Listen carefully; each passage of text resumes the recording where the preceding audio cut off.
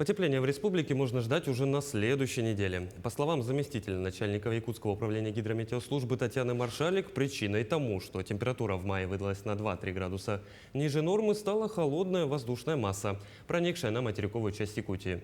Отмечу, что из-за него также в некоторых частях республики выпадали осадки. На данный период данная масса уже начала прогреваться, что послужило тому, что температура начала подниматься. Постепенно в течение этой недели ожидается потепление до плюс 18 градусов.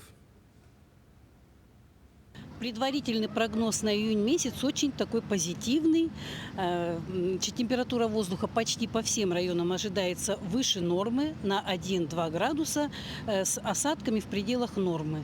В центральных районах чуть немного больше. Но это, если так обычным языком сказать, мы ждем довольно приличного тепла. Вообще у нас лето начинается, когда среднесуточная температура переходит в сторону тепла через плюс 15 градусов. Это мы ждем в конце второй декады июня.